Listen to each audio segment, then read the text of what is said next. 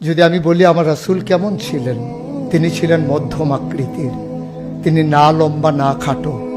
তিনি কখনো বা যখন হাজারো মানুষের সামনে দাঁড়াতেন, বিদায় হজের সময়ে 1,40,000 সাহাবা যখন ময়দানে, তিনি যখন আস্তে করে উঠে দাঁড়ালেন, ওনার চাইতে অনেক লম্বা লম্বা মানুষ থাকার পরেও অবাক বিস্ময়ে সবাই তাকিয়ে দেখলো সবার উপর দিয়ে যে মানুষটির মাথা মুবারক দেখা যায়, তিনি নবী মুহাম্মদুর রাসূলুল্লাহ সাল্লাল্লাহু আলাইহি ওয়াসাল্লাম।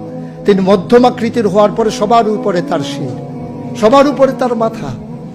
সবাই অবাক বিস্ময়ে তাকিয়ে দেখলেন তার চুলগুলো হালকা হালকা কোঁকড়ানো। তিনি কখনো বা যখন চুলের ভিতরে তৈল দিয়ে আছড়াতেন, অবাক বিস্ময়ে মানুষ তাকিয়ে দেখতেন, মনে হতো চুলের মাঝে যেন মৃদুমন্দ ঢেউ দেখা যায়।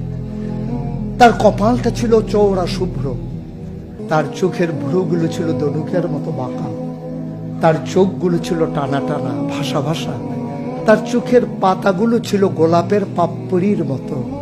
তিনি কখনো বা যখন চোখের পলক ফেলতেন, অবাক বিস্ময়ে মানুষ তাকিয়ে দেখতেন, মনে হতো মৃদুমন্দ বাতাসে গোলাপ পাপড়ি দোল খাচ্ছে।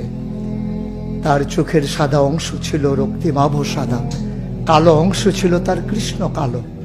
তার ঠোঁটগুলো ছিল গোলাপি রঙের, তার নাকটা ছিল খাড়া, ছিদ্রগুলো ছিল ছোট ছোট, নাকের নিচে ঠোঁটের উপরে ছিল চিকন সরু গোঁফ। তিনি কখনো বা যখন মুচকি হাসতেন, তার গোলাপি রঙের ঠোঁট দুটো যখন একটু ফাঁক হয়ে যেত আর দাঁতগুলো যখন বের হয়ে যেত, মানুষ অবাক বিস্ময়ে খুঁজত কোথাও যেন বিজলি চমকিয়েছে। তিনি যখন প্রচন্ড গরমের মাঝে ঘেমে সিক্ত হতেন, কপালে তার মুক্তার দানার মতো ঘাম জমে যেত। তিনি যখন দৌড়ে দৌড়ে তার বিবিদের ঘরে যেতেন, আমাদের মায়েদের ঘরে, আল্লাহ রাসূল সাল্লাল্লাহু আলাইহি সাল্লাম ঘরে ঢোকার পরে মায়েরা দেখতেন কপালের মাঝে মুক্তার দানার মতো বিন্দু বিন্দু ঘাম জমে আছে।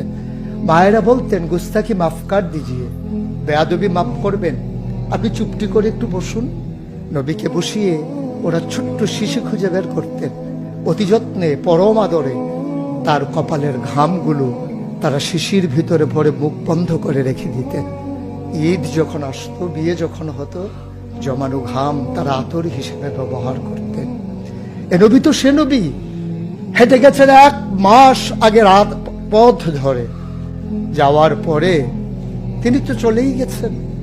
1 মাস পরে যখন আবার ওই পথ মারিয়ে কোনো এক সাহাবা যাচ্ছেন, স্থানীয় বাসিন্দা যারা রাস্তার কিনারে যাদের ঘর, তাদেরকে ডেকে বললেন, ভাইরা, এ পথ দিয়ে কি আমার নবী হেঁটে গেছে?